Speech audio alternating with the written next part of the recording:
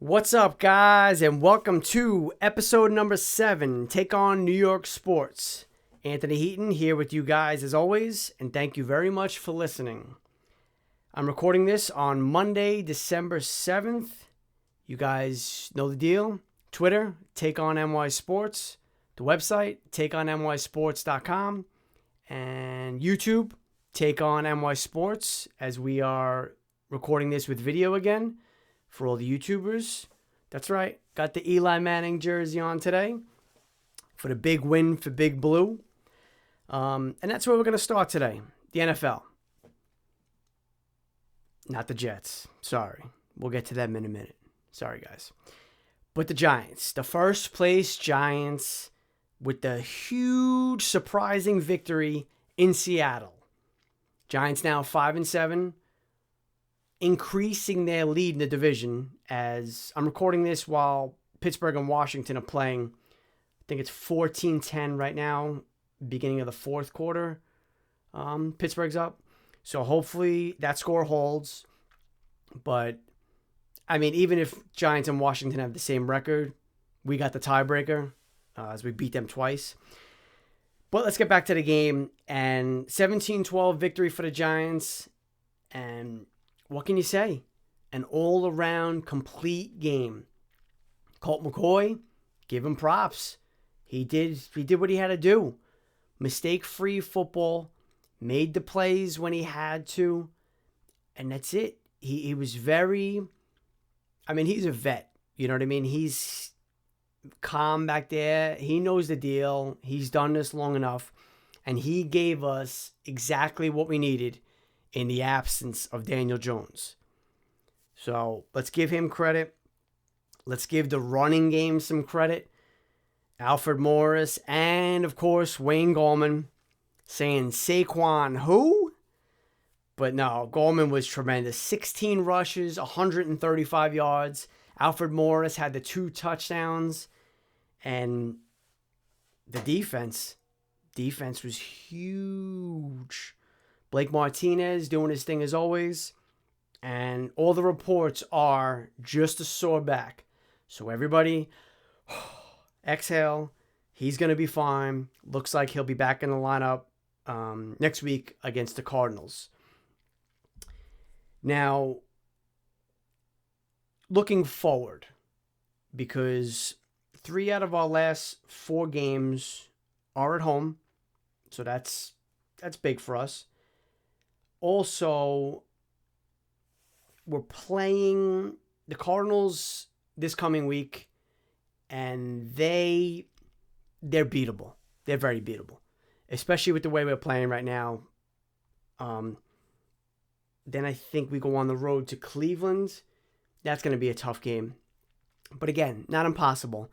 And us winning the Seattle game gives us that little flexibility where if we go in and lose to Cleveland, it's not the end of the world. But then we come home, play the Ravens, and we finish up at home against Dallas, who,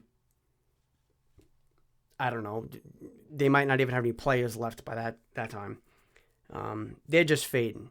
But you know they'd like to spoil a division title for us, for sure. But let's give the Giants credit, man. Nobody thought they were winning this game. I didn't think they were winning this game. I took them getting the 10.5 points.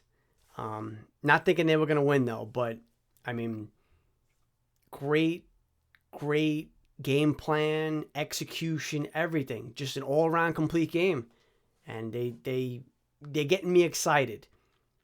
It's reminds me of back in the day, LT, Carl Banks, that types of defense. Even though 2 previous Super Bowl championships against the Patriots, our defense was smothering.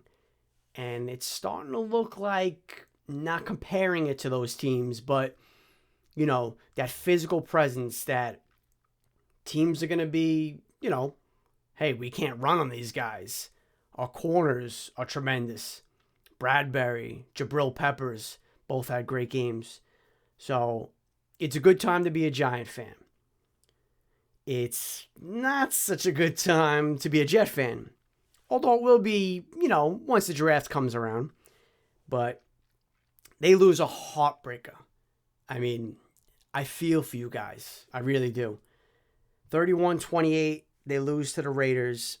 And, man, they had it. They had their first victory. And then Greg Williams says, no. Not so fast, guys. Tries to be cute. Loves to blitz. That's literally the last play you would ever blitz on.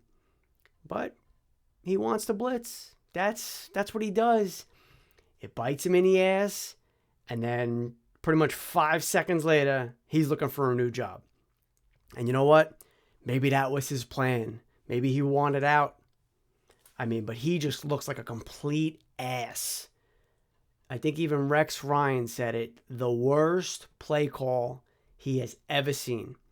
And how can you deny it? There's just, I don't know. It's inexcusable. For the Jets to fight back like they did, make it a game, take the lead, and then I think it was under a minute left even too. And then, the deep pass as they almost get to Carr, and then he does like a run jump type throw, and that's it. Game over. 0-12. I don't know. It just, you'd rather get blown out at that point. 40-0, 50-0, whatever. But that's just complete heartache for Jets. And you know what? That's kind of what the Jets have been feeling since 1969. Sorry. All right, we're going to touch on the baseball a little bit. The winter meetings going on. The winter meetings, for those of you not watching on YouTube, I'm doing the little air quotes. It is technically the winter meetings, but it's all virtual now, which, I mean, it's pretty much is, I guess, anyway, from what you hear. The GMs sit in their hotel rooms and just make phone calls all the time. But the universal DH, I was reading an article that the players are not in favor of it because they want another year of expanded playoffs. They're just using it as a bargaining chip. That's it. And you know what? It kind of sucks for some of the free agents. Because let's say a guy like Marcell Ozuna, he can play on, he can get signed by any team if that DH is there. Because you want to play him and that bat 150 plus games a year. But you can't play him defensively every game. So if he knows, okay, National League, we're keeping the DH going forward, he could sign with a National League team. Or even, the National League team wants to sign him. Now they're sitting there. They can't do anything. It's just something, that issue has to get resolved one way or another. Call for the expanded playoffs next year, whatever it is, but you got to have a yes or no answer on that. And it should just be yes at this point. I know a lot of old school baseball fans love the National League rules, the small ball, whatever, but I mean, you're going to extend guys' careers, which is good. And it's just enough with the pitchers hitting already.